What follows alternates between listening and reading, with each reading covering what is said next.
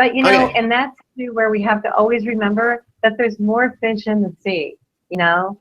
Just because this one guy did that one thing that one time, it's okay. I'm Yeah. okay. He can go on and stand up the next girl, but I'm okay. Yeah. Yeah, it's good. And that's interesting. That leads me right into a little bit, because I was thinking about that story over the weekend, and I had a sense we were going to talk about it tonight. But also, how does this relate to, you know, part of what us at the show, we're going to spend some time with particularly divorced single folks who are transplants to Kansas City, meaning you guys, you've moved here, you were married, and you had your support, your family, your soccer, your, you know, all these things, and your life was built around all of that community kind of just revolving around one another.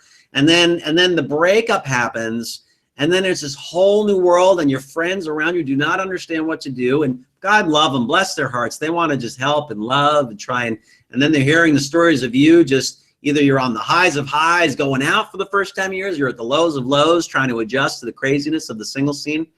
And then what begins to happen is that you have to find your heart again. You almost have to find your tribe again. You have to find your mission in life, because the mission's changed. It's not about the family anymore. It's not about the soccer. It's not about the PTA meetings.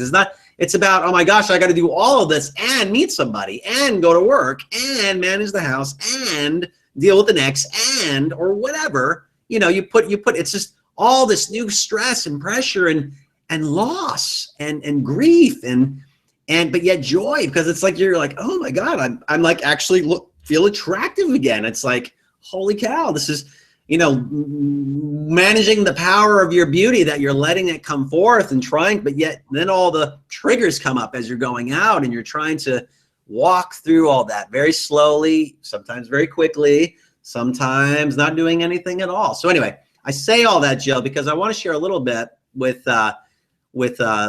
if you're watching this right now, thanks for watching. And I hope we're going to give to you some really good content, because Jill and I, not only do we want you to be educated, but also entertained, hence the word edutain. So with this show, you're going to get a combination of edutainment all the time. They're going to be working hand in hand, hopefully it'll come off that way. So, you know, Jill, one of the biggest things with you, with this story right here, is very interesting, is, you know, it was somewhat of a, I call it, it was a rupture. It was a minor rupture, nothing too dramatic or traumatic. Okay. So when you've got someone who's divorced, they've been married, or they were in a long-term relationship for a long time, and that separation, that ending takes place, there's a break of the heart. There's an attachment pain that's literally, it just pours throughout every fiber of your body. You feel it in your being. There's nothing, I mean, you can steal my money, but if something happens with someone I love very much, something ever happens to them, it goes to the core of me. Nothing hurts more than that with relationships. Nothing hurts more than the loss of somebody, or whatever. Just someone hurts you that you trust and you depend on and you love and you care about. I mean, it's very hard. So what I see, actually, there are actually two kinds of trauma that, you know, hopefully, you know, if you're watching this right now, I want to give some simple context to you.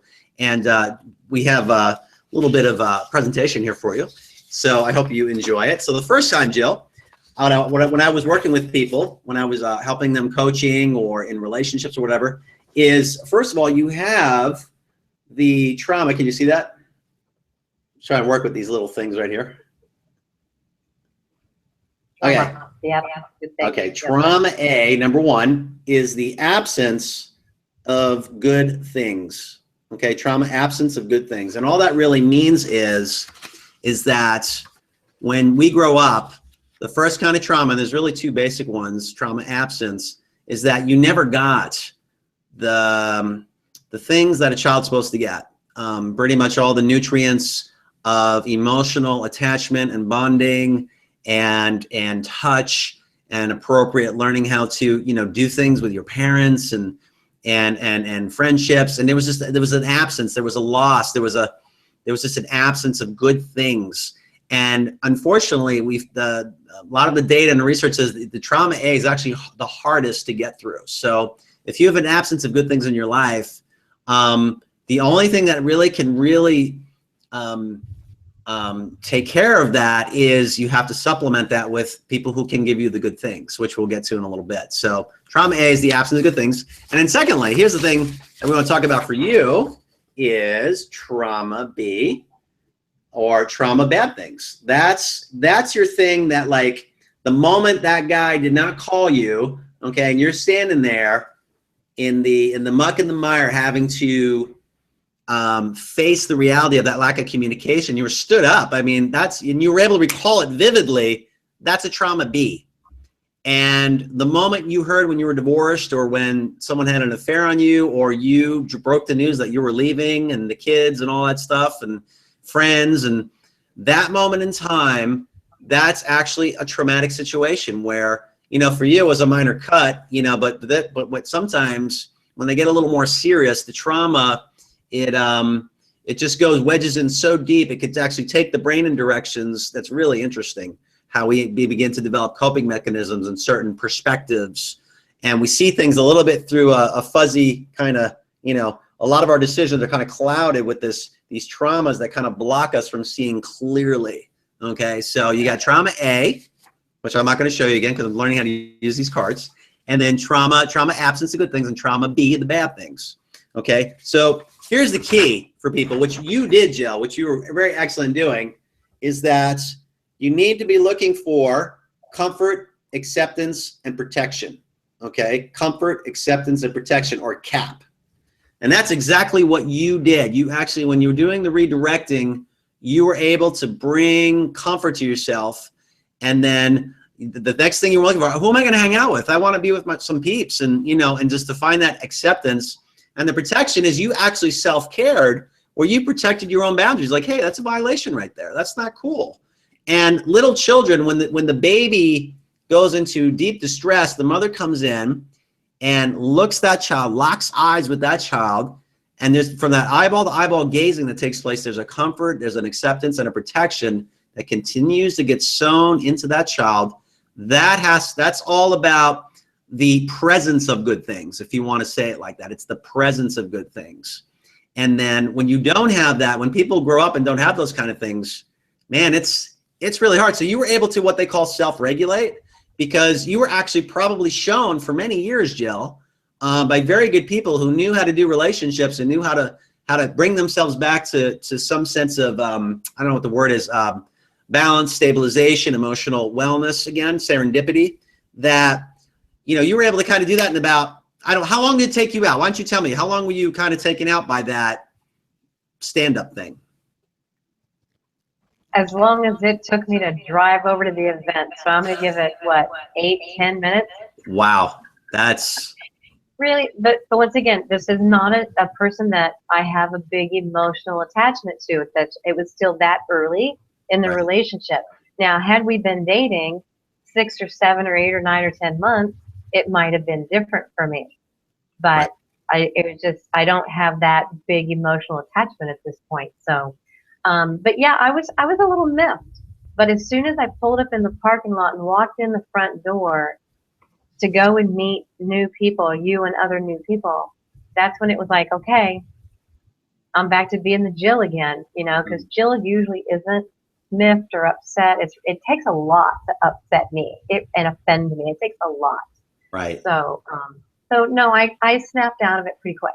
That's awesome. Yeah, because knowing you a little bit, you have a high, what they call a joy bucket, because we got buckets, and sometimes if people haven't gotten that bucket filled, they have smaller buckets. So when distress kind of comes up over the joy, then people get what's they called overwhelmed, and then they stop acting like themselves, and they're in that fight or flight response where it's like fight, flight, or freeze. That's it. That's all they know what to do.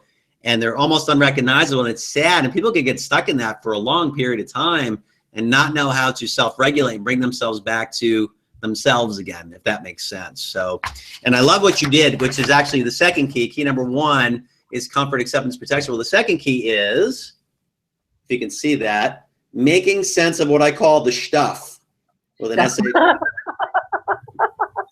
Making sense of the stuff. And this is what you just, and you actually demonstrated it without me even, because you haven't seen these cards, what I was going to do tonight. You have no idea what I was going to do. And that's what you did. You're like, Chris, you know, I didn't know him that well. You know, he's someone that I spent a little bit of time with, so I don't have that big emotional attachment. But I tell you what, Jill, there are some people out there that maybe really like this guy, really wanted it to work or whatever. And it's just like, oh my God, what did I do? Was it me? You know, and just make it this whole bigger thing when really, and it doesn't make sense until someone can make sense out of that, then trauma B can be resolved. So it's almost like you begin to believe the misperceptions. It's like there's your side, my side, and the truth somewhere in between the two of those. So it's getting to that midpoint of the truth and being like, okay, let me use, you know, this other part of my brain, which is the reasoning part, because I'm all on adrenaline right now, and all I can think about is, you know, how you hurt me and all that stuff, where then you begin to kind of use that logical reasoning. You're able to quiet yourself down and be like, okay, let me think this through a little bit. Okay, yeah, he's got some communication issues. If it's like this now, it's gonna be like this later. I don't even want to be in this. I mean, you know what? I'm saving myself a lot of heartache now, so this is good. And by the way, oh, look at that. Time to go to the meeting with Chris. I'm gonna go meet some great people, and I'm off and running. Like that, it happened in milliseconds. You just did it naturally because you've been doing your work for some time. I mean, you've come through some hard things. And now it's just like, okay, you're almost like an expert at this, at regulating yourself. And, you know, so anyway, I just wanted to just highlight some of those things. I hope that helps. I hope that serves you guys watching this right now. So trauma A, absence of good things, trauma bad things. Those two things can really impact our success in the dating world, because if we don't begin to master these things and resolve them, we're going to be prison and beholden to them. Does that make sense? So what do you think about that, Joe? Give me a little bit of, I just threw a little bit of just science there at you, a little bit of research, and just want to know what you think about it. Where were you as my therapist when I was going through my divorce? Because, you know, because the trauma A and the trauma B, that whole B, bad thing. Yeah. Oh, man, if I had a therapist back then tell me that, it would have made so much more sense. But no, that's beautiful. And your cap, that's exactly what I did. I went and found comfort and appreciation and protection immediately somewhere else. And that made me just completely do a 180. Or would that be a 360? Or maybe a 720. I don't know. It put me back on task, which was, you know, to be happy again and realize that little event was this little teeny tiny microscopic part of my life. Yeah. So